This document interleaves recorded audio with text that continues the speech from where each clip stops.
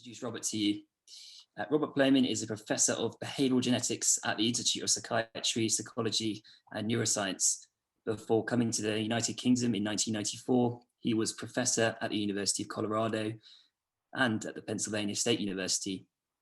He's one of the world's top behavioural geneticists and psychologists. He's published more than 800 papers and is the author of the best-selling textbook in the field, as well as a dozen other books. After 45 years of research, Professor Plomin has concluded that inherited DNA differences are the major systemic force, the blueprint that makes us who we are as individuals. This is the theme of his latest book, Blueprint: How DNA Makes Us Who We Are. Robert, I'll hand over to you. Well, thank you very much. I'd like to thank Will for organizing this, and I'm pleased that you're all here, especially given the title. I think, do mental health conditions have a single cause could be a very short talk, with the answer no. But when Will suggested this topic, it was because it's a New Scientist article with that title. And it is, as Will suggested, it's about this issue, this new issue of whether or not there is a general psychopathology factor. And I'll be talking about that from a genetic point of view. But I'd like to begin by taking the challenge about talking about single causes and the medical model of mental illness. So I'll try and share my slides here. We didn't actually try this out, Will, but let's just hope it works. Yeah, that's brilliant. And you okay? Perfect. Great, okay, great. So the medical model of mental illness was supposedly coined by R.D. Laing. I don't know if you know him, but he was famous as an psychiatrist who pushed social and holistic models and was very antagonistic towards biological, reductionistic explanations of mental illness, especially hating the idea of mental disorders as physical diseases in need of medication. Well, that was, a 60s sort of thing. And eventually, though, I think it had an impact that most psychiatrists now accept some sort of bio-psycho-social integrated model. I'm not going to talk about that aspect of the medical model so much as I'd like to talk about the idea, just at the beginning, about whether there are single causes, because it does strike me that what's holding psychiatry back is this aspect of the medical model that assumes that there's a single cause. And if there's a single cause, then the first thing you want to do is diagnose the disorder so that you can go on to cure it. And the medical model works extremely well when there are simple single causes, like COVID. You only get COVID if you're infected by SARS-2 virus. So you want to diagnose whether people really have COVID and whether they're infected by SARS-2, and then you want to try to cure it or alleviate the symptoms. Well, in psychiatry early on, most people assumed simple, single environmental causes very early on, centuries ago. Well, by possession by the devil was sort of an environmental simple cause. And Freud, if you think about it, is sort of like that too. I mean, most psychopathology is due to what your mother did to you in the first few years of life. When we turn to genetics, people also look for simple single causes, what I got in trouble in a science article for calling the acronym OGOD, one gene, one disorder. And even brain people, neuropsychiatrists are looking really for simple single causes. For example, I study reading disability, and most of the neuro work is kind of looking for the hole in the brain that causes reading disability. Well, I'm going to talk about the genetic model of mental illness, and this is sort of an outline of what I'll be talking about. We're definitely not talking about single genes. The DNA work that I'll describe makes it very clear we're talking about a highly multiple gene, polygenic system. And also the other kind of important principle, polygenic refers to each trait, any trait you want to study in the brain or behavior is influenced by many genes of small effect. That's polygenic. Pleiotropic is, plio means many, tropic is form. So it's every gene affects many traits. So if you put these things together, you end up with the first part of what Will said, is that we're not really talking about qualitative disorders, etiologically distinct disorders. We're talking about quantitative dimensions. So I'll show you some evidence from a genetic point of view that supports that. And then all of this, polygenic and pleiotropic, leads to this topic that Will wanted me to talk about, which is the P factor, a general factor of psychopathology. And so I'll be providing some genetic evidence for that. Now, this is a talk I haven't given before, so it's kind of nice, actually, to give a new talk. But as a result, I don't quite know how long it will take, but I think it will be maybe 40 minutes or so. So I hope there'll be time for us to have questions. Good. So as Will said, my book Blueprint came out in paperback in 2019 by Penguin. This is the hardback by Alan Lane. And I'll be covering a lot of material, and I need to skip over some basic stuff that I assume most of you know about. So the first half of the book is what we call quantitative genetics, like twin and adoption studies that ask basic questions about nature and nurture. And I'll skip over how twin studies work and how adoption studies work. But this is a pretty good introduction if you don't know about that sort of stuff. But I would point out that 2 of the chapters are exactly what I'm talking about tonight. The abnormal is normal. That's the idea that there are no disorders. There are just dimensions. It's all quantitative rather than qualitative.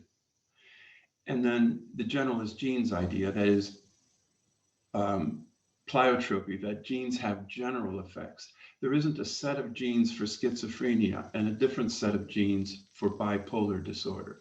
So those are the topics I'll talk about and kind of sketch the background to, but you can read more about it here. The second half of Blueprint is about the DNA revolution. And I assume most of you know about basic DNA and how it works. But I wanted to talk about where the DNA revolution is going to hit psychiatry. And that's also discussed in great detail in the second half of the book.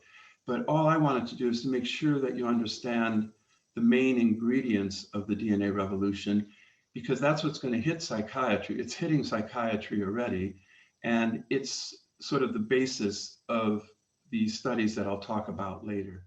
So there are 3 major ingredients in the DNA revolution. First, you got to get DNA.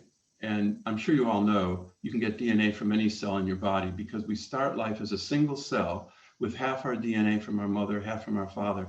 And those DNA sequences are the same sequences in all of the trillions of cells in our body.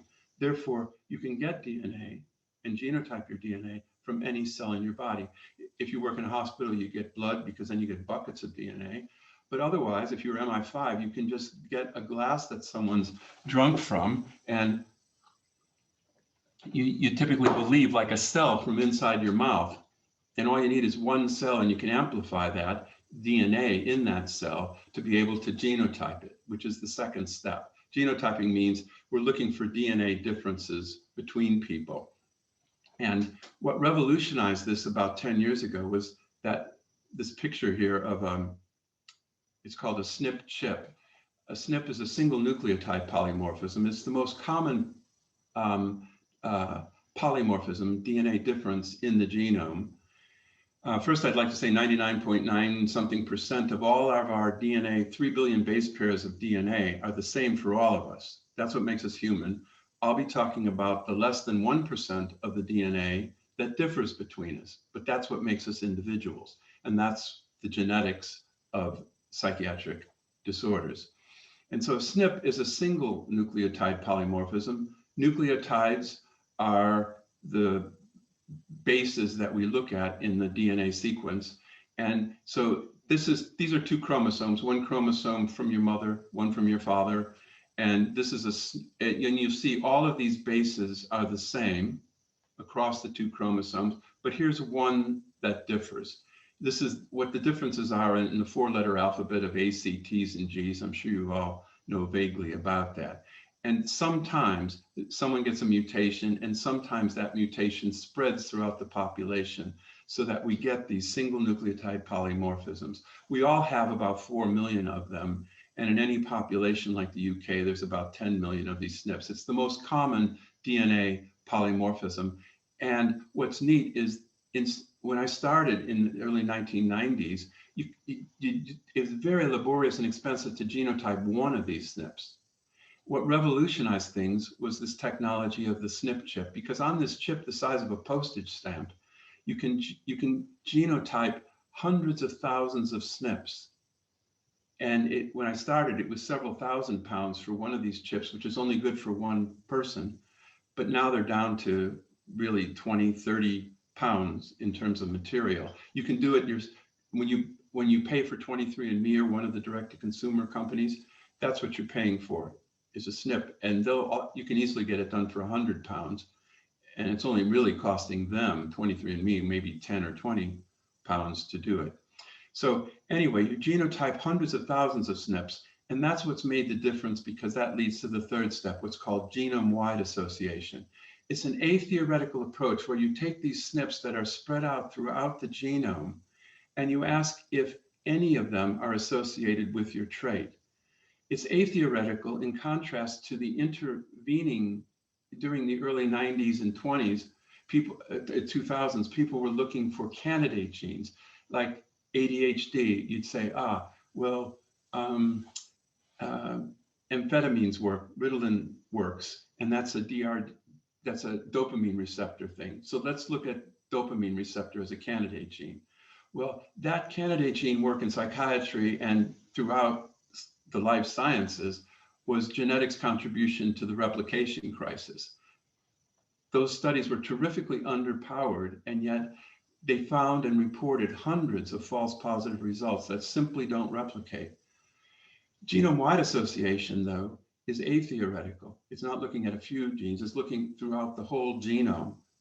And as a result, when you're looking at hundreds of thousands of SNPs, there's a massive multiple correction problem. But these are the way the results are reported. You can't really see it on this slide, but there's 20, this is the standard way these genome-wide association results are reported. Say this is for schizophrenia or height or reading or whatever. There's hundreds, thousands now of these genome-wide association studies.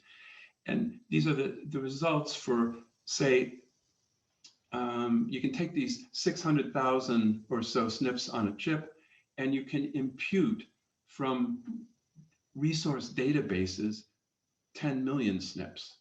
I can't really take the time to explain that to you, but these are the results then for millions of SNPs, across the genome, 23 pairs of chromosomes. So I know this, I can't quite read it myself, but this is like chromosome 18, and there's several SNPs here. This red line is the correction for a Bonferroni correction, basically for about 1 million multiple tests. So we're not talking about P's of 0.05 here, we're talking about P's of 0.05 with 7 zeros in front of it. So you need huge samples to be able to detect these effects. But that's how the results are reported. So above the red line, you can see that there's a bunch of statistically significant associations. And the reason that you get these, this is called a Manhattan plot, because you're looking for the skyscrapers, supposedly. And the reason why you get this effect is each little dot is one SNP, but SNPs close together on a chromosome are correlated with one another, called linkage disequilibrium.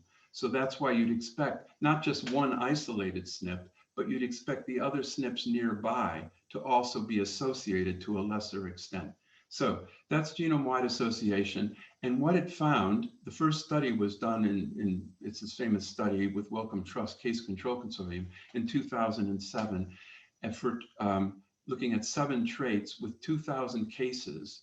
And one of them was a psychiatric trait as bipolar, because it shows the greatest heritability. And what those studies found throughout the life sciences was quite shocking, that instead of finding a few significant hits, what was found is that the biggest effects are incredibly small. So the candidate gene studies were only powered to detect effects that account for 5% of the variance. And then what these studies are showing is that the biggest effects are like 1% of the variance. The average effect sizes are something like 0.02%. That's 0.0002, incredibly tiny effects. And so what do you do with that? And what you do with it is the final step in the DNA revolution. You create polygenic scores. You can aggregate these small effects like items on a test. You create a scale, basically. You aggregate the SNP results for each individual. And you create a composite weighted by the association. So say for the SNPs here, SNPs are biallelic. You either have, let's say it's an AT SNP. You can have AA, AT, or TT. And let's say the A allele is positively correlated with schizophrenia. Then for that SNP, you can be, if you're AA, you get a 2. If you're AT, you get a 1. And if you're TT, you get a 0. It's the number of increasing alleles. So you take your genotype at SNP1 and you weight it. And if it's one of these SNPs, it'd get weighted a lot. And if it's one of these SNPs, it wouldn't get weighted very much. But you add up these SNP scores weighted by their effect size for not 10 or 100, but tens of thousands of SNPs. Okay, so that's what this polygenic score is about. And if you haven't heard about it, this is what's happening now. Most large studies, like even studies of drug treatments for depression, for example, all the big studies are collecting DNA so that they can do this, so that they can ask whether or not the drug works better, for example, for people who are at genetic risk, drug by treatment interaction. I mean, for example, but it's really revolutionizing research, which I'll talk about a bit later. My point is that the DNA revolution has really already hit the behavioral sciences. There's hundreds of these polygenic scores available. Most of the money has gone into psychoses, schizophrenia, bipolar, major depressive disorder. Increasingly, though, there's interest in developmental disorders like ADHD and autistic spectrum disorder. And they're explaining a significant amount of the variance, 7% for schizophrenia. That's of the liability for schizophrenia. But to everyone's surprise, far and away the most powerful polygenic scores are for cognitive abilities. And lucky for me, my area of research, which is the business end of cognitive ability, which is school performance in kids, we can now predict 15% of the variance in GCSE scores with DNA alone. So I'd like to tell you about that study, which we reported a year or so ago. And in my study of 7,000 kids, we have their genotypes and we have their GCSE scores. And the correlation between these polygenic scores for each individual and their GCSE scores is about 0.39. And if you square that, you get 15% of the variance. And here, what I've done is I've taken those 7,000 kids and divide them into deciles. That is 10 groups of 700 each, from the lowest polygenic scores to the highest. And what you can see, this is a box plot where 50% of the mean at each polygenic score level is in this box. And you can see there's a linear increase in GCSE scores as you go from the lowest to the highest, with the lowest having an average grade of C and the highest having an average grade of A. But because it's just a correlation of 0.39, this is the scatter plot. I don't know if you can see all the yellow dots, which represent one individual. And as you'd expect from a correlation of 0.39, there's a wide range. The prediction isn't at all perfect. The correlation isn't 1, it's 0.39. And it'll never be 1 because the heritability of these traits of GCSE scores is 60%. So you can never beat that, but we're only explaining 15% of that. So you can see that there are some kids with the lowest polygenic scores that get A's, a few, and there are some kids with the highest polygenic scores that get C. So I'm just trying to say that these polygenic scores are getting to be predictive, and at the extremes, it's quite a big difference. I mean, how about this one? In the lowest 10%, only 25% go to university, and in the top 10%, 75% go to university. Now, some people, I mentioned this because polygenic scores are a big deal, and there's currently kind of a pushback where people are saying, well, it's only, say, in the case of GCSE scores, 15%. But I'd like to point out that rarely in the behavioral sciences do we explain 5% of the variance. We just don't notice it because we're focused on statistical significance rather than effect size. But a relevant area in my research in terms of school performance is Ofsted ratings. You know, these are the ratings that all UK schools get, at least the non-public, non-fee paying schools. And, you know, they're very good assessments of school quality. And that's what these league tables of schools are based on. And that changes people's lives. I mean, people move house, they get expensive schooling, they get tutors because they want to get their kids into the best schools.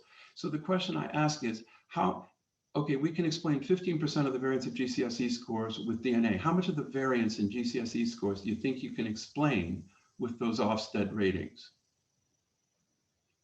And I was quite surprised that nobody had asked that question at the level of individuals. They look at it at a school level, but that's a different issue because as a parent, you want to know about your kid. You don't want to know about the average of kids in the school. And the surprise was that we just recently reported that Ofsted ratings explain 4% of the variance in GCSE scores. So we're explaining almost 4 times as much variance with DNA. But even more, if you correct the Ofsted correlation with GCSE scores for SES, because kids aren't randomly assigned to schools, it goes down to 1%. And so this is a much less powerful correlation that really changes people's lives. So I'm saying, you know, all of this has happened in the last few years, like 3 or 4 years, and the only way is up. These polygenic scores are going to get more and more powerful. So it's something to really pay attention to. Okay, and just a few more things. These polygenic scores really are unique. They're, unlike anything else, 100% reliable. These chips are very reliable. They're unbiased. You can't train fake your DNA scores, your DNA sequence, or is it subject to test anxiety, for example? It's cheap compared to the other things we do in psychiatry. And unlike our other predictors, they predict from birth. Because as I said, our DNA doesn't change. You might ask about epigenetics and gene expression. We can talk about that later. But your inherited DNA sequence, which is what I'm calling genetic in this talk, the very limited, narrow definition of genetic. That DNA does not change. That DNA sequence does not change throughout your life, so that you can predict schizophrenia just as well at birth as you can in adulthood from these polygenic scores. And the other thing that people haven't really realized is that you can predict differences within a family. All we have in terms of genetic risk using family data is that, say, if you're a male and your father's an alcoholic, you have a 5-fold greater risk of being being alcoholic. But that's true of all the siblings in the family, right? It's a family-wide estimate. Whereas DNA predicts for an individual. So you could predict that this boy in the family has a 10% greater risk, and this one has just a normal risk. So that, I think, will be a bigger deal, because I think it's the individual risk that will motivate people to take the preventive action that they should take. So what I'm excited about these polygenic scores, and it will, on this slide, at the end of the slide, it will lead back to this topic that I'm talking about tonight. But just to get there, what's exciting about polygenic scores, for the first time, they allow us to diagnose or determine illness based on causes rather than symptoms. And instead of treating problems, you can do what all of medicine is trying to do, and that is to move towards prediction and then hopefully prevention. Because DNA is the best early warning system we can have, because you can predict from early in life. And in general, interventions work best earlier. And the whole idea of preventive medicine is it's a lot cheaper in terms of economics and quality of life to predict and prevent problems than it is to try to cure them. You may have seen the front page story over the weekend in The Guardian was about predicting heart attacks using DNA. And the NHS now has 80 million pounds to trial this idea, which is now in the public health systems of Estonia and Finland, for example. They're making this routinely available. That is, when you go in the hospital, you're asked if you want your DNA tested.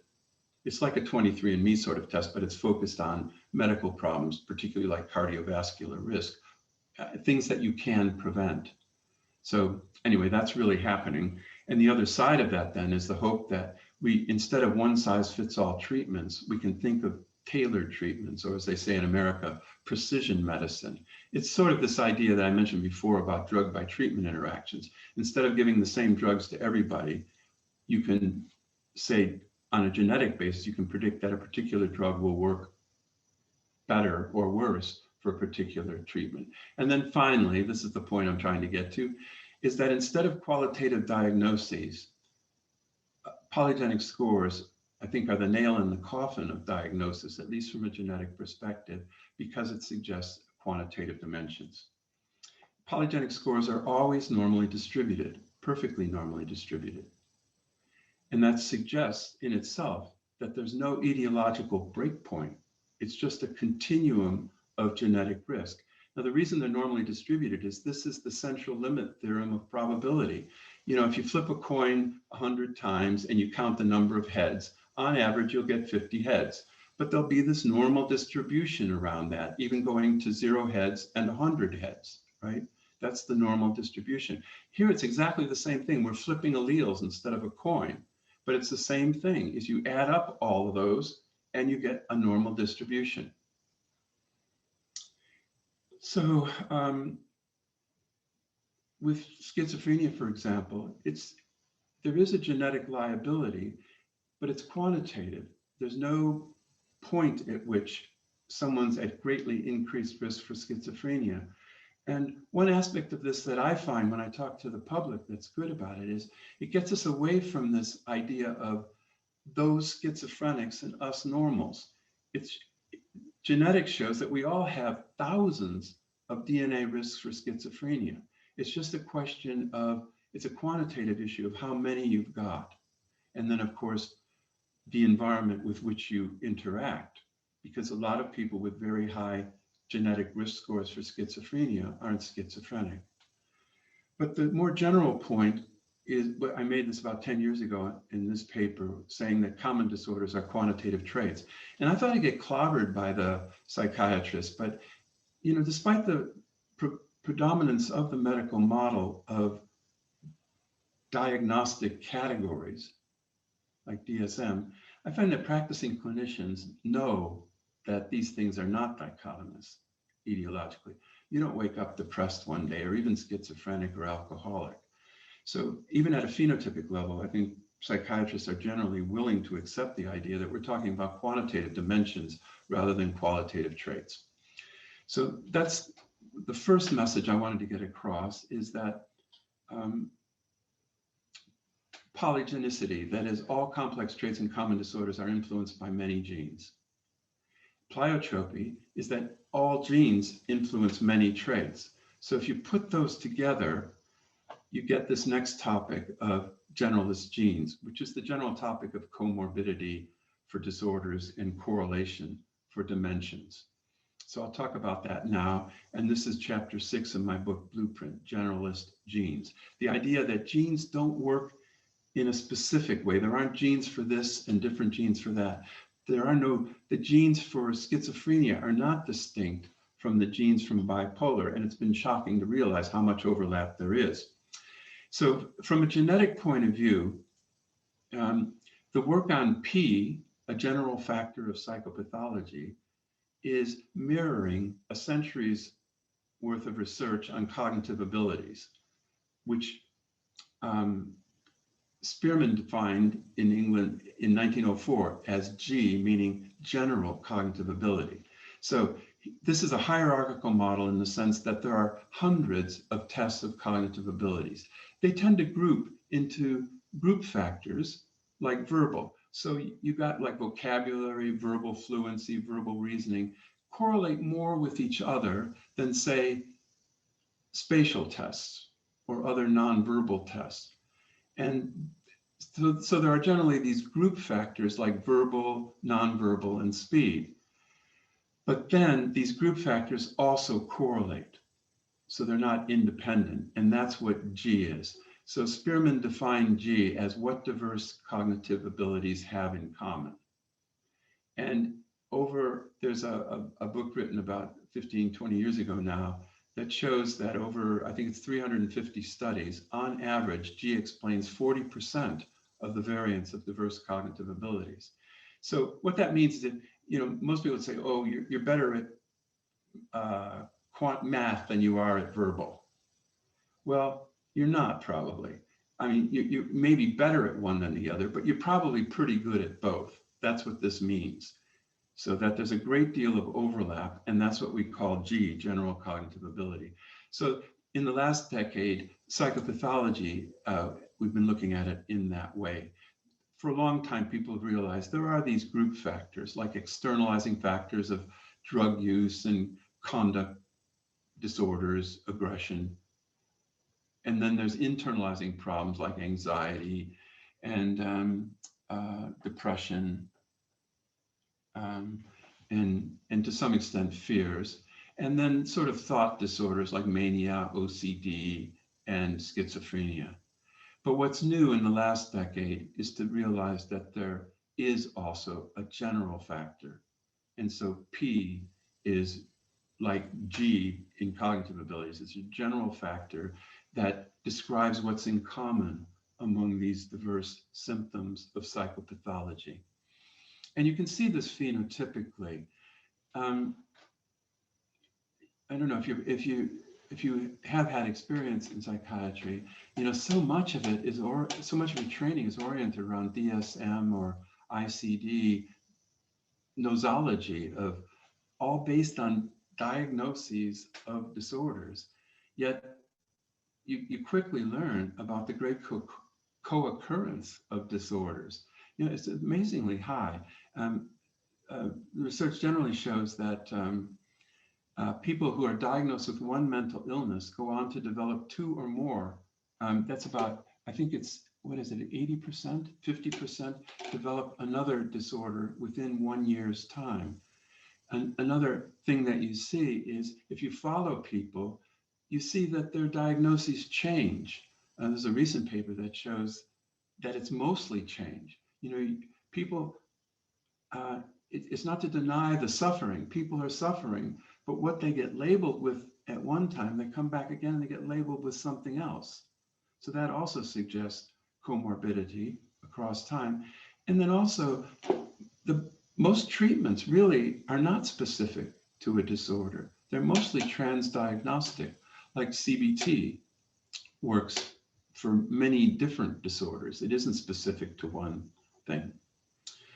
So from a genetic point of view, I wanted to introduce something called the genetic correlation, because that's basically what we're talking about. It's multivariate genetic analysis, as opposed to univariate analysis, where we study genetic and environmental contributions to a particular trait. This is in structural equation modeling. The boxes are observed characteristics and circles are latent variables. So we look for genetic and environmental influences on a trait. H is the square root of heritability, and this is the rest of the variance environment. Okay, so then we go and look at another trait and do the same thing. But multivariate analysis adds something called the genetic correlation. And that's literally the correlation between genetic deviations that affect one trait and those that affect another trait. And it's independent of heritability. So the heritability of two traits can be low, but the genetic correlation can be 1. Okay, so that's relevant to what we'll be talking about. So that's the genetic correlation. And we'll talk about that both in terms of quantitative genetics like twin studies, as well as molecular genetics using DNA. So the earliest studies in psychiatry looked at using this multivariate approach, and there's scores of studies by now, but one of the earliest studies by Ken Kendler showed that anxiety and depression are the same thing genetically. That is, the genetic correlation is just about 1 between anxiety and depression. So that means from a DNA perspective, if you find genes for anxiety, you've basically found genes for depression and vice versa. From a genomics point of view, the real shocker came shortly after GWAS, genome-wide association studies, were done. I'm sure you know that up until DSM-5, you couldn't be schizophrenic and bipolar. It was the first branching point in the nosology of psychosis. So you had to decide, is the patient schizophrenic or bipolar?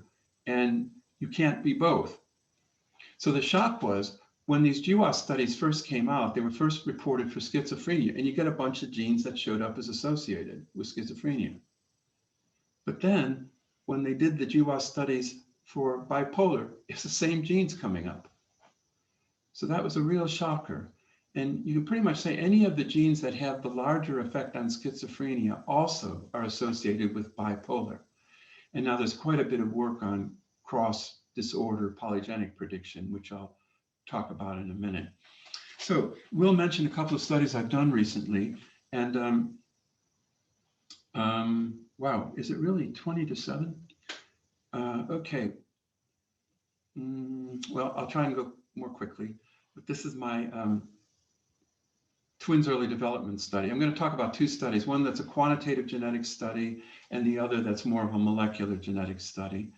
And they both use my twins early development study, which is a study I began when I came to England in 1994 with 10,000 twin pairs. And we look at lots of different traits, including behavior problems. And so the first paper I want to talk about is looking at phenotypes of behavioral problems in childhood and adolescence. And we're doing genetic analyses, mostly using twin analyses. But just to look at childhood behavior problems in this twin study, this is a heat plot. So the darker, if you can't read the numbers, the darker boxes are higher correlations. And so these are just phenotypic correlations among the major behavioral problems in childhood. And this is, so the correlations are substantial across all of these behavior problems. And you can use factor analysis to extract a first principle component, and it accounts for about 40 or 50% of the variance of these psychopathology measures. And that's true whether you use self-report of the older kids at 9, 12, and 16, parent reports at all ages, or teacher reports at 7, 9, and 12 years of age. And so this is the factor at age 7. This is just for parent ratings in the interest of time. And what it shows is that all these behavior problems, hyperactivity, autism, load, I don't know if you can see these loadings, but this is a correlation between this and the latent variable of P, this general factor. And it's highly heritable, 60% heritable at age 7, age 9, 50% heritable. Same thing though, everything loads highly on this general factor. At 12, heritability is 0.57, and at 16, it's also 60%. So this P factor is highly heritable in all aspects of childhood behavior problems, from internalizing depression to externalizing ADHD and antisocial and conduct, all load on this general factor. And then we also showed, using longitudinal multivariate analysis, that the genetic correlation between ages for P is very high. I'll just say that now, because in the interest of time. And then lastly, we used the adult, most of the genome-wide association studies are done on adults, schizophrenia, bipolar, as I mentioned, but we could get a general factor polygenic score derived from adult factors at GWASs and use it to predict phenotypic P in childhood. Now that's a big ask, isn't it? Because what you see in childhood is nothing like schizophrenia or bipolar. But we're asking, to what extent can the polygenic scores from adult GWASs predict phenotypic P? And what we found is it does significantly predict whether you're using child, parent, or teacher ratings. It's only about 1% of the variance. But that's not surprising, because the polygenic scores in adulthood are only explaining 3%, 7% of the liability for schizophrenia and 3% for, say, bipolar. So 1% isn't bad. But the real power of polygenic scores, though, is that the polygenic score for schizophrenia predicts 7% of the liability from infancy, as well as it does from adulthood. Okay, so in summary, this first study showed that the P factors are consistent across age. It's substantially heritable. It's not all P, there's residual specificity. It's stable across ages, and you can predict from adult polygenic scores for P, you can predict these childhood behavior problems in P. So that was kind of a standard quantitative genetic analysis showing evidence for the P factor. And I'd like to just turn now to the second paper, which is only using DNA. It's not using phenotypes at all. Well, with one exception. So it's 3 different genomic methods. And you won't really get all this unless you're familiar with this stuff, but it's just to kind of give you a gee whiz sort of look at the new methods that have come about because of the DNA revolution. So these are 4 methods I'll talk about. I'll describe each of them briefly separately. The first one is a family study. And in Sweden, they have this amazing register with 2 million families. So they're able to look at actual psychiatric diagnoses of major disorders from schizophrenia, bipolar, major depressive order, etc. And it's a heat plot again. And this is estimating genetic correlations from family data, parent, offspring, and sibling data, assuming that there isn't shared environment. We can talk about that. But anyway, these are genetic correlations like the ones I showed you from the twin study, but this is using diagnosed psychiatric disorders. And just look at bipolar and depression and schizophrenia, and that correlation is 0.59, the genetic correlation, meaning substantially the genes that affect schizophrenia are the same genes that affect bipolar. Now, these other methods, in the interest of time, I'll just tell you what they are, but they're extremely cool and kind of amazing. GCTA is the first new quantitative genetic method developed in 100 years. And instead of like in the twin method where you compare identical twins who are genetically identical to non-identical twins who are 50% genetically identical, what GCTA is doing is looking at all the SNPs on the chip, hundreds of thousands of SNPs, and asking pair by pair for unrelated individuals how similar they are. So on average, people are similar 0 because they're unrelated. But what we're looking at is a random effects model where we say you and I might be 2% similar overall, these SNPs. Someone else might be, and I might be minus 2% different, less similar than average. And what we're doing with GCTA is correlating those tiny differences in genetic similarity with traits like schizophrenia and bipolar. So instead of a twin study where you get 2 groups, 100%, 50%, here you've got the variance is like from just plus 2% to minus 2% similarity. Tiny differences, but the thing is, with 3,000 individuals, you have 4.5 million comparisons. So that's where you get the power from this method. And you cannot just only, you can use this method not only just to look at the variance of each trait, but the covariance between them. And that's what this is. Estimates of genetic correlations based on GCTA. And as you can see, and I can barely see, I think 0.68 is the genetic correlation using GCTA. Okay, and this is an even more amazing method called linkage disequilibrium scoring. And if you take GWAS results, I showed you that in these Manhattan plots, SNPs that are close together are in linkage disequilibrium. And you expect that if there is an association there, the other SNPs nearby ought to be correlated with that trait to the extent that how close they are, how much linkage disequilibrium there is. And so just from GWAS summary statistics for effect sizes, you can estimate genetic correlations using this linkage disequilibrium approach.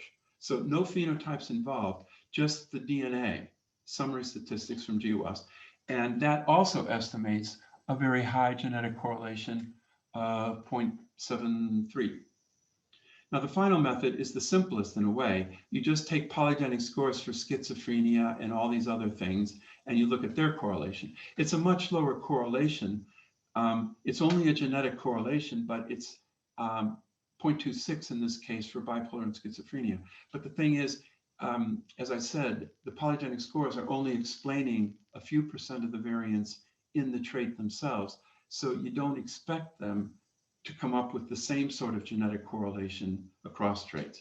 But anyway, I hope you saw a bit of the gee whiz there. And the main point I'm trying to make, though, and it's described in this paper, is that overall, these 4 extremely different methods all do suggest a strong genetic correlation among traits. The highest cluster is among the psychoses, schizophrenia, bipolar, and major depressive disorder.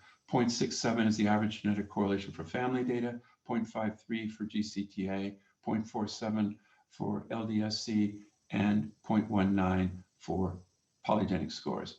And if you then do a factor analysis of those genetic correlation matrices, it comes out as one factor, explaining 57% of the genetic variance for the family method, 43% for GCTA, 35% for LDSC, and 22% for GPS. So in summary then, all 4 genomic methods converge on the conclusion of a polygenic score. So those are the 2 studies. Sorry, I had to rush through them, but I really do want to leave some time for questions. So just a couple slides remaining. What people always ask them, but what is P really? And there's a whole industry now trying to ask, well, what is it really? And some people suggest negative emotionality is what runs across all of this. But the problem with these is none of them explain everything, like negative emotionality. It's harder to explain the externalizing problems. Low cognitive function, that also goes across, but not very much, and there's some disorder. And disordered thought processes is kind of like the going hypothesis now. But the point is, none of these explain it very well. And some people talk about secondary non-specific impairment. I won't go into that. But the main point is that none of these are very satisfying explanations of what P is really. And I think the answer is just like the answer when people say, well, what is G really? And I think Spearman had it right. G is really what diverse cognitive abilities have in common. It's a statistical abstraction. And you can say, yeah, but what it means is like abstract reasoning, being able to solve problems that you haven't faced before. But what it really is the statistical abstraction of what's in common among diverse cognitive abilities. So I would say, being more of an empiricist than a theoretical person, what is P really? It's what diverse behavioral problems have in common genetically. Okay, so going back to my first slide now, I've talked about we're definitely not talking about a single cause in the sense of a single gene, highly polygenic, which leads to the idea of quantitative dimensions, not qualitative disorders. Highly pleiotropic, every gene affects many, many traits. There isn't one gene for one trait. And that leads to the idea of generalist genes. And together, these things lead to the general factor of psychopathology, the P factor. Good, and my textbook, my 500-page textbooks will tell you more than you ever want to know about behavioral genetics, but more palatable is this recent 2-hour interview I did with Sam Harris on his Making Sense podcast. So both of these would be resources if you want to learn more about this stuff. So thank you very much. Thank you very much, Professor Plomin. It was so interesting. I find it so interesting hearing about this stuff. And I did actually listen to the hour of that podcast that's on YouTube at the weekend. It's very fascinating. I can vouch. So thank you so much for taking us through all of that. Remember, if you would like to ask a question to Professor Plomin, you can do so by writing a comment in the chat. If you'd like to ask a question anonymously, you can send it to myself and William Smith. Robert, how long do we have to ask you questions? I've got as long as you want. I'm just trying to escape from my slides so I can see you. I'm getting there. No, so really, as much time as you want. Great stuff. I think we've got a question in there already. I'm going to just start off by asking you generally about the methods. We talked a lot about the techniques at the beginning. Of course, a lot of undergraduate research is limited by sample size. In your research, you're working with masses of data. So what kind of limitations do you have in the methods that you're using? And similarly, how far do you think this research can go? Yeah, well, the major limitation when we found that the biggest effects are so small is, I'm sure everybody knows, that to detect small effects, you need very large sample sizes, especially when you're correcting for 1 million multiple tests. So when the first studies were done in this 2007 Wellcome Trust Case Control Consortium for 2,000 cases, and these are 2,000 cases that have been laboriously collected, DNA's been collected on them. I mean, people thought that was enormous. And they did find some significant hits, but then people said, well, they're not accounting for much variance. And people thought, well, 2,000 cases. Well, now you can't talk about a GWAS study in psychiatry unless you have 20,000 cases. And they're going towards 60,000 cases for schizophrenia, for example, and depression, 100,000 cases. And the reason school performance is predicted best is because that's a sample of 1.1 million people. Just the idea that with bigger and bigger samples, you're picking up smaller and smaller effects. And it's no problem with the polygenic scores. You can keep adding them as long as they add to the prediction. So that's mammoth. I mean, these papers have sometimes 500 authors on them. They're huge collaborative studies to do the GWAS. But the point is that once someone does a GWAS, you can use that to create polygenic scores in any sample. And so if you have a polygenic score that explains 10% of the variance with a sample size of 60, you have 80% power to detect that effect. So that's the cool thing. So what I was asking you about how far we can go with, how far can we go with this? Yeah. Well, there's a psychiatric genetics consortium that is focused on psychiatric disorders, and their whole thing is getting bigger and bigger samples because it's shown that we haven't asymptote yet. You increase the sample size, you increase the amount of variance explained by the polygenic score. I hope and I expect that with whole genome sequencing, which is the next big thing that everyone's holding their breath for, that is, you can impute millions of SNPs given the hundreds of thousands of SNPs you measure on these SNP chips. But imputation is not measurement, and there's a slippage there. So the hope is, and there's some evidence to suggest that when you do get whole genome sequencing, which Illumina is now promising in 2 years is going to be down to 100 pounds, the price of a chip, SNP chip. Would you rather have a few 100,000 SNPs, or would you rather have 3 billion base pairs of DNA? That's all there is in terms of DNA sequence. So that people are holding out will add rare SNPs. The SNPs that we look at are common SNPs with frequencies of greater than 1%, typically greater than 5%, because they're more discriminative, they're more informative. But actually, the vast majority of SNPs are much less common than that. So if you have whole genome sequence, you add all of the SNPs and all of the DNA variations of all the different kinds. So that's one hope that people have, is that will explain more of the variance when we get to whole genome sequencing. My hope is that the brightest minds in the field of the life sciences are working on this. The same issues in psychiatry are the issues that all the life sciences are facing, from cancer and cardiovascular. So my hope is something clever will come along, rather than this brute force approach, just saying, let's just get bigger and bigger samples. It works. It's very laborious though, and very expensive. So, but the sky's the limit. And where a lot of the research now is looking at lots of different disorders. There's a lot of interest in childhood psychopathology now, for example, and in my area, cognitive abilities, to look at all the different sorts of cognitive abilities and neuroimaging people are really hampered by the fact that it's so hard. A large sample is 50, talk about 10,000 or 20,000 seems mind-boggling, but they're doing it. They're creating consortia for it. So it's the only way is up. I mean, these aren't going to explain less variance. All of these attempts are going to add to the variance explained, and the numbers of different traits that people look at are enormous. So I wouldn't think, I'm certainly not going to try and do a GWAS study. There are people who like to do it. You spend years just meeting people every 2 weeks trying to talk about building these consortia and stuff. So it's really science by committee. It's brilliant that some people like to do that, but not me, thank you.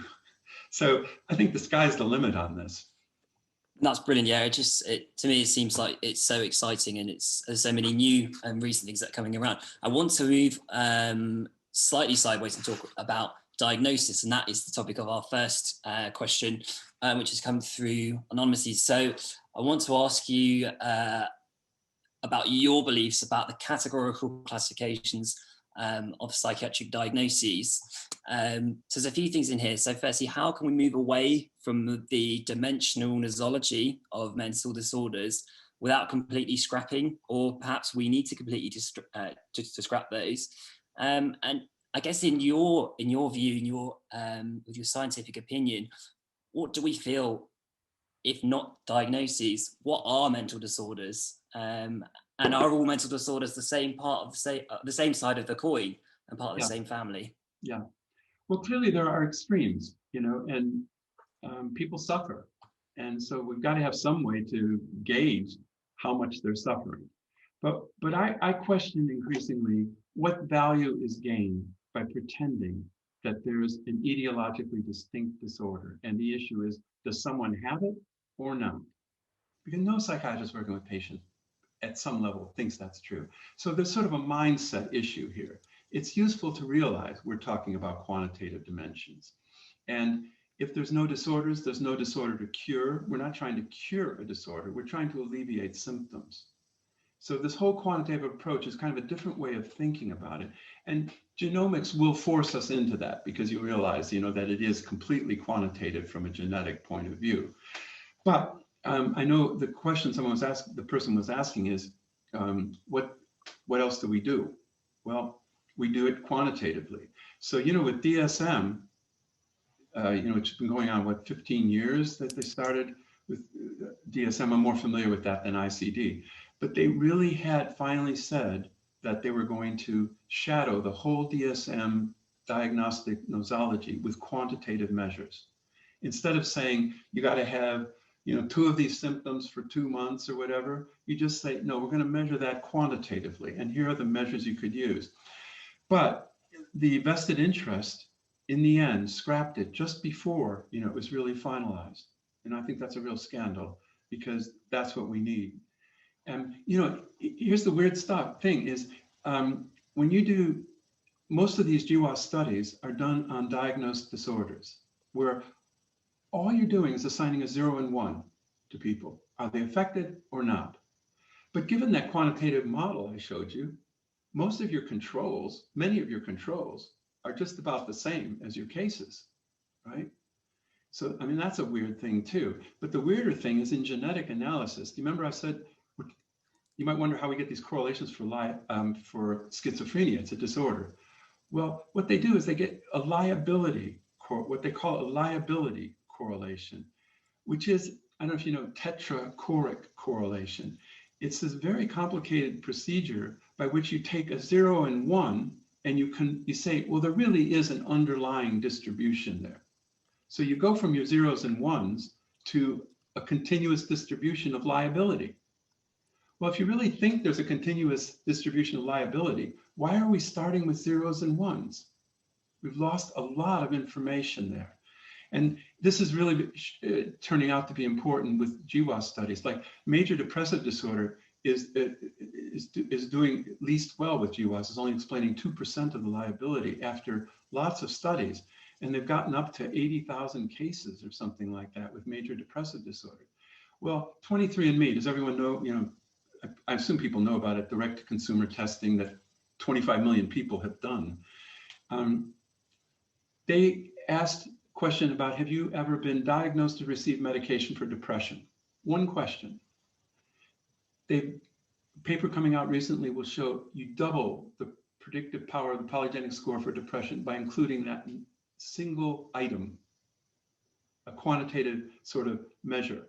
I mean, and it's killing for the psychiatrists who have spent decades, collecting very detailed diagnostic data on their samples, and then to think one 10-second item is doing just as well. And I think that's because it's a continuous, more of a continuous. So anyway, so I do think the answer is that it's good for our thinking to realize we're not dealing with ideologically distinct disorders. There isn't a disorder to cure. This is all quantitative. And I think it's helpful just to think quantitatively.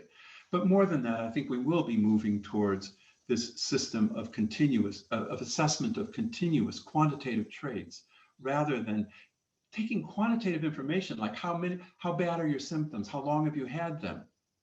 And converting that to a 0 and 1. Why do that? Why not take advantage of that greater information? Yeah, that's fascinating, I guess, and it creates so many issues of labeling and so many other problems in psychiatry. And I really, the explanation that you gave about the normal distribution and linking that to other quantitative things, that made perfect sense to me. So I want to move on to another question now. So Kaya Morgan has asked, do you think that so this kind of research has helped us in our understanding of criminals? And I also wanted to ask you if we know the genetic components which make up the P factor are also linked to anything else. Well, criminality is a whole other issue, unless we're thinking of anti-personality disorders. I'd sort of rather not get into criminality. It's sort of like a third rail in this area. So I don't know, do you want to rephrase that at all, Will, or what should we do? Well, I guess I was kind of thinking myself about, in this specific research, about if we know enough about the elements of the P factor to know whether or not, I mean, we've kind of gone through, you gave a few suggestions that people have made about negative emotionality. Negative emotionality, that's right. Do we think that those genetic characteristics are linked to anything else? Yeah, I think the point is they're linked to everything. That is the point. That, you know, and it's just like with G. I mean, for decades, people are saying, well, but what is it really? And it really is everything, you know, like abstract reasoning, problem solving. And that's not being facetious either. I mean, you know, it's important to say everything you measure reliably in cognitive abilities will correlate with each other. And it isn't really any one of those things. It's what they all have in common. And that, I think, is genetics. Now, if it was a few genes or gene systems, we could do what I think you're suggesting is that, you know, gene systems related particularly to some things or others, but really they're such small effects and they're so pleiotropic and polygenic that everything relates to everything, which isn't satisfying. You know, people don't find that satisfying. They want heterogeneity. They want to know there's a gene for ADHD and a different gene for autism. And there is, to some extent. It's just that's not interesting. It's surprising. Everyone thinks there's going to be genes, heterogeneity, genes for one thing and not another. The striking thing is how much of the genetic variance is in common across all disorders. And you do see that a lot. You know, schizophrenia doesn't, psychopathology doesn't breed true. You know, parents who are diagnosed with a psychiatric disorder have kids who are more likely to be diagnosed with a psychiatric disorder, but it doesn't breed true. If the parent is alcoholic, it doesn't mean the kid becomes alcoholic. They're just as likely to have ADHD or some other sorts of problems. I mean, that you can imagine that's true because of what I said about longitudinal sequential comorbidity, where you yourself are diagnosed with one disorder this time, a year later with a different, and another and another. So if that's true within you, you can imagine that's true from parent to child as well. So, okay, maybe enough about that one. That's great, yeah. So I'm going to move on now to the topic of prediction. So Dr. Suresh Thapalia has asked, can genetic research predict or answer treatment resistance in mental disorders? And I guess I also wanted to add on to that. I think with this research, and it's something that I think you've alluded to when you talk about the school achievers. And I think I read even yesterday that MIT were offering this service where they can predict your future outcomes. So to what extent are our lives deterministic based on these findings? Yeah, well, there's a lot there to unpack, but let me deal with the last bit first. When you said the title of my book, you know, it's How DNA Makes Us Who We Are, Blueprint. And it really should be as individuals. We're not talking about what makes us human, it's what makes us individuals, why some people have behavioral problems and become depressed and whatever. So we're talking about what makes us different as individuals. And you did say that not in the title is this important qualification that you said very early on, Will. It was exactly right. DNA is the major systematic force making us who we are as individuals.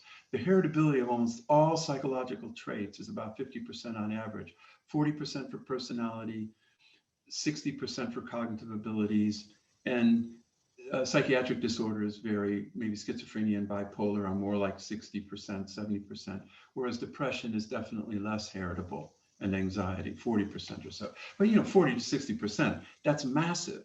We're talking about, in behavioral sciences, to explain 5% of the variance is remarkable. Think of these things people talk about. They're explaining 5% of the variance at best. Here we're talking about 50% of the variance. So it's not 100% though.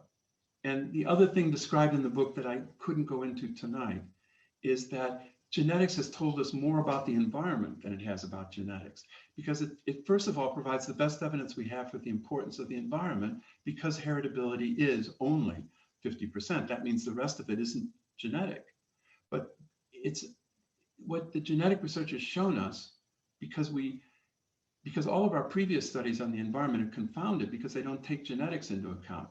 When you take genetics into account, you find that the way the environment works is very different from the way we thought it worked. It's not due to systematic effects of nurture, like parenting. The environment's important, but it operates almost randomly, idiosyncratically, stochastically. So that's this big topic of non-shared environment.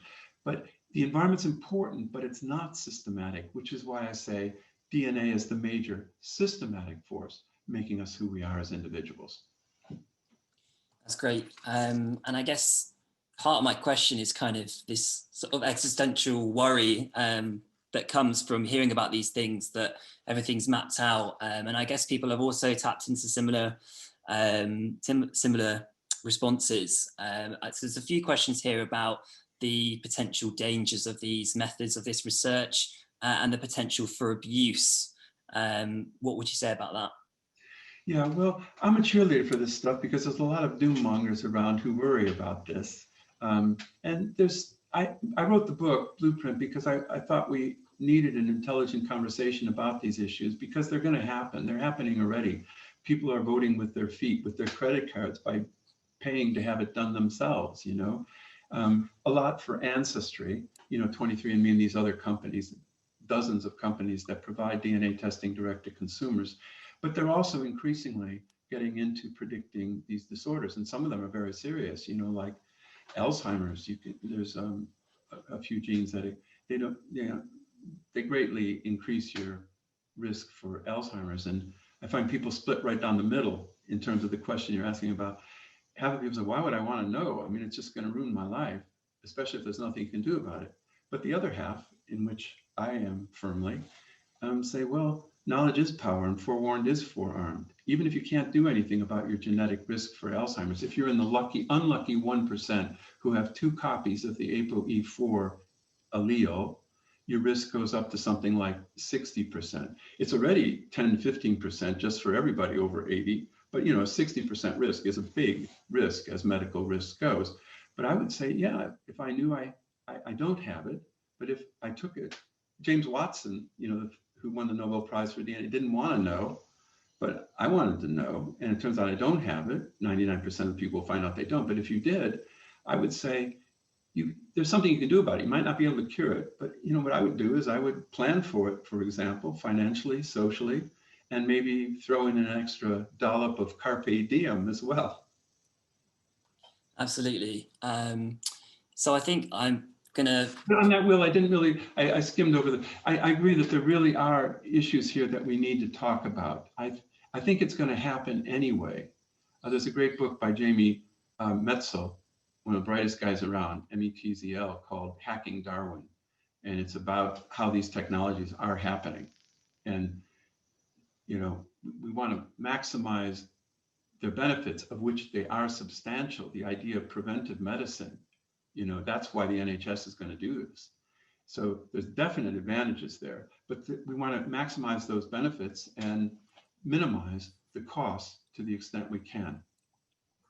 So I guess that's great. Thank you so much, Robert. I think the next questions that I think I was going to allude to are potentially more clinical. So maybe not, but you've already kind of alluded to the answer here, potentially about prevention. So we've got a question here about what is the best solution provided to people who are affected by something like bipolar disorder. And another question here from Tom Dalton. Oh no, you go ahead. You go to answer that firstly. We've got lots of questions about how do we help patients using this data and this research. Well, I think in general the way it's going, especially in drug research, is to look by treatment by gene interaction. So if you think about the major depression studies, it's a big deal now whether CBT might work better than drugs in the long run for depression, for example. So all these big trials, they're now all collecting DNA so they can ask the question, to what extent does a genetic risk make a difference? Like, are people at high genetic risk more likely to, who are depressed, more likely to, are they more likely to be treated better with drugs, for example, than CBT? But it could be much more refined than that in terms of different types of treatment. So with drug studies, that's the big thing, is to look for drug by genotype interaction effects. So I think that's one direction this research, well, it's already going that way, so it isn't even a prediction. And I don't know, we're never going to be diagnosing people on the basis of their genotype, I think, because we can never explain 50% of the variants, but that's the ceiling, right? Because that's the heritability of these things. So you can't use DNA to predict more than 50% of the liability. So you're still going to know a lot more when you talk to someone. But I think it's bound to be important as a supplement to that. And the neat thing about it is, you don't have to rely on the persons, depressed people telling you they're depressed. I mean, if someone has a high genetic risk for depression, it would be useful to know. But more than that, in terms of thinking clinically in terms of treatment, I think the idea of prevention is going to be the big way in which these are used, to focus on health rather than illness, and resilience instead of vulnerability, to kind of move it all towards the positive side of this, which I call positive genomics, rather than only thinking about the problem. Because, these polygenic scores are perfectly normally distributed, but in psychiatry, they talk about these polygenic scores as polygenic risk scores, PRS, which I refuse to accept, because they're not predicting risk. They're just as much predicting the other extreme. It's just a normal distribution. So I call them, just polygenic scores. And the thing is, nobody knows anything about the lower end. So what about polygenic scores for obesity, which we can predict pretty well? Even there, what's at the low end? Does it mean you just don't have the risk for obesity? Or could it be that's where eating disorders are? That's where, fastidiousness is, for example. But we don't know, because nobody even studies that lower end. So I do think, we're always going to focus on the problems, but it does seem to me that the normal distribution of polygenic scores suggests that there's a lot to be learned about the positive side of this. And from a public health model, we're sometimes better off boosting things on the positive side rather than only thinking about dramatic cures on the negative side. I mean, like obesity and gastric band surgery, for example. I mean, it works, but that's about as extreme as you could get. Whereas you do like Bloomberg did in New York, and you cut down the size of those American fizzy drink things, and you change the population by 1 or 2 pounds. Maybe you increase happiness by 1%, but it can make a huge difference, a much bigger difference in the population in terms of the societal burden than just, say, doing gastric band surgery with the few score people that you can do it with. So in terms of studying the low end, is that really a case of not, as you say, having case controls with those who have diagnosis with those who don't? How would you study that in terms of making all of the data, and you have a quantitative scale of, say, depression or any of those other things, rather than having a binary one? Is that the answer? Yeah, well, that's on the phenotypic side, but actually, even just at the genotypic side, no matter how you do the GWAS, case control, which is what most of the psychiatric studies are, you still end up with a polygenic score that's perfectly normally distributed. It's just like, it's like I say in my book that an example is I could create a new disorder, gigantism. And I say, you're not a giant unless you're over 6'5". So I'm a giant, I'm at 6'5". And you measure it by having a door that's 6 feet 5 inches high. And if you hit your head, then you're a giant and everyone else is not. You could do that and do GWAS studies on it, and you would come up with genes for height. But it just sounds ridiculous, right? Because it's so obviously quantitative. Well, that's how I feel about all diagnoses. I think that's such a great analogy. So I'm going to move to this question from Analia Cross. Going back to the P factor, can someone develop a psychopathology without having the P factor?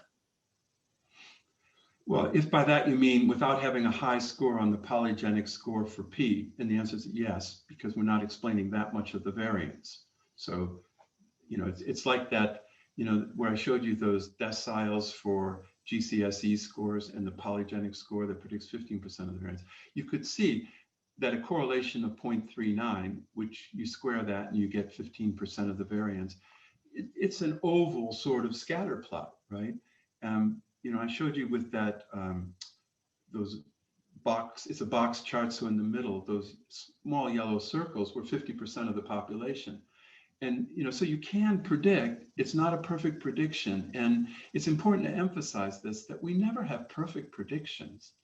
And that's one of the pushback you're getting now is, well, you can't predict an individual. Well, yeah, you can't predict perfectly, but you certainly can make probabilistic predictions. And that's all we're ever going to have for anything. I mean, there's nothing, example of, what do you think the correlation is between smoking 2 packs of cigarettes a day and lung cancer? Not very high. What's the correlation between having blood alcohol levels, above the legal limit and having an auto accident? It's very low, the correlation. But still, we make good decisions based on that. We say, here's your license. If you want this driver's license, you got to agree not to drive drunk, even though the correlation isn't very strong.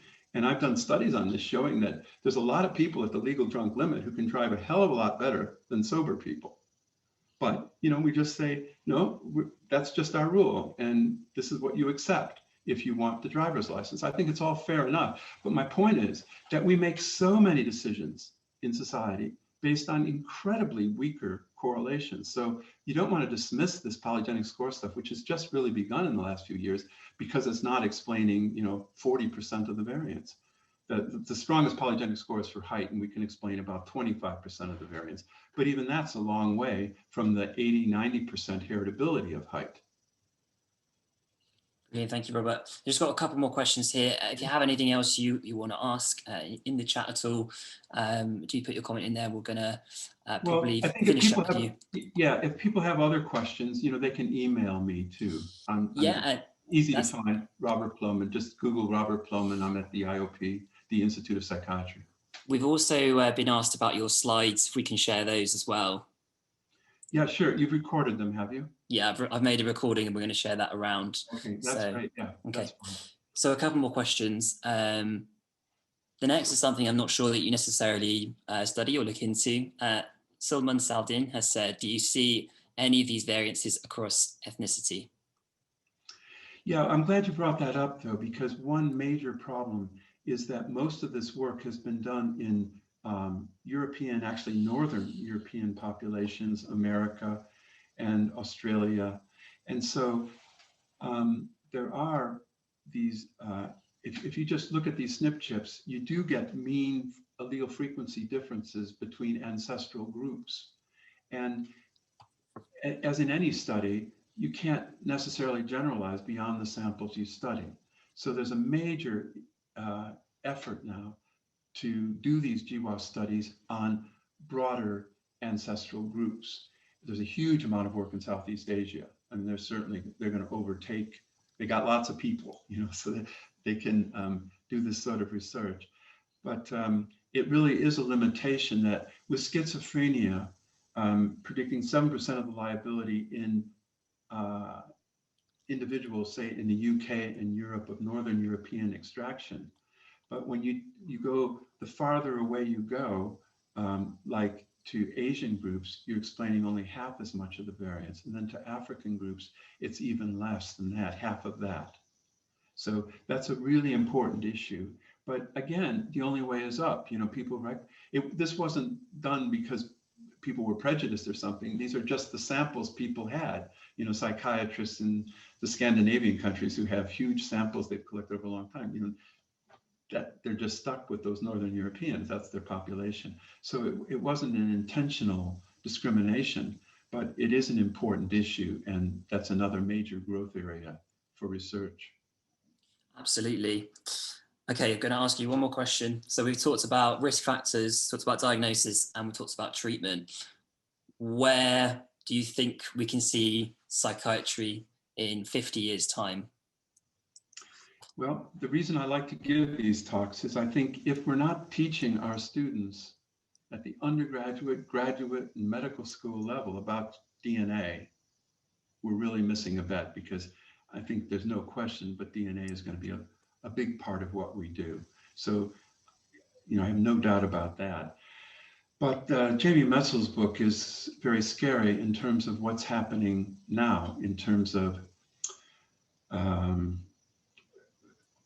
using DNA prediction at birth. That's something people are seriously talking about. It gets into this movie, this 1997 movie, Gattaca, people always raise. It's where all infants are genotyped at birth, and their trajectories in life, their occupations and stuff are limited by that, So that's one scary thing. But again, if you want to predict in medicine, predicting early is probably a good thing.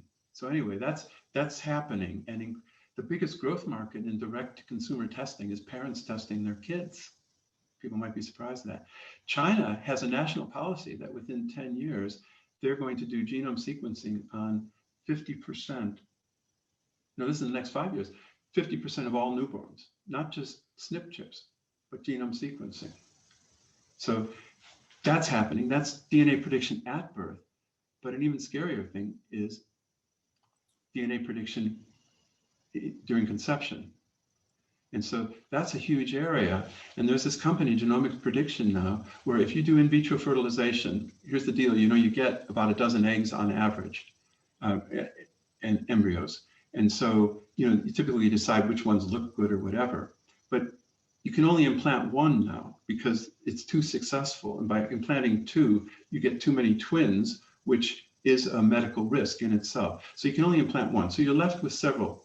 And would you want to, this is a classic philosophy issue, example that's raised. You say you don't want to play God, but if you knew that one of those other embryos had a lethal sort of genetic disorder, would you really want to just take your chances of Russian roulette? And not, you probably wouldn't. And then that's a slippery slope though, because then what about intelligence? So there's this company, Genomic Prediction, which for a few tens of thousands of pounds will test all the embryos, not just for single gene medical disorders, of which there are thousands that you can detect, mostly recessive. So this is really happening now, and it sounds bad. It's called, and here's the one that scares people the most in a way. What about before conception? It's called DNA dating. That's happening too. And that sounds like a real joke, and it is pretty much, because you can't predict that well with DNA. But that may be the single biggest advantage, because most of these single gene disorders are rare, and they're mostly recessive, meaning you need two copies. So if, like PKU is about 0.1% in the population, but there's, carriers are, I don't know what it is, 20% or something like that. Most of the mutations are carried by people with just one copy, so they don't show it, they're carriers. But then when two carriers mate, they have a 25% chance of having an offspring that has the disorder. So the vast majority of these disorders aren't discovered until a couple has a kid with the disorder. And then they do, if they want more kids, in vitro fertilization, and they actually screen out the 25% of the embryos that have this single gene mutation, the recessive, so they have a double dose of it.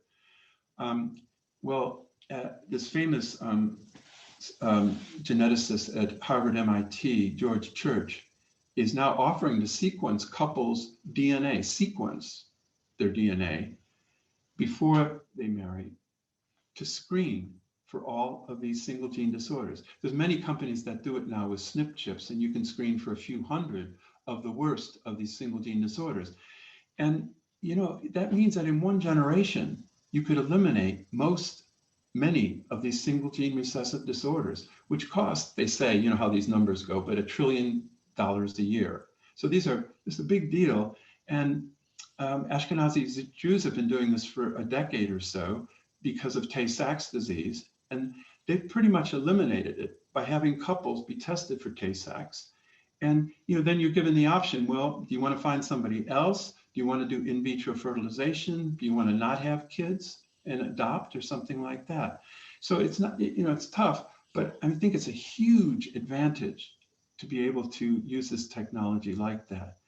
So there's so much I could say about all of this, but it's really, in 50 years' time, I can't imagine what we're going to be doing. Jamie Metzel's book is much more beyond genetics into evolution, that for the first time, we actually will change.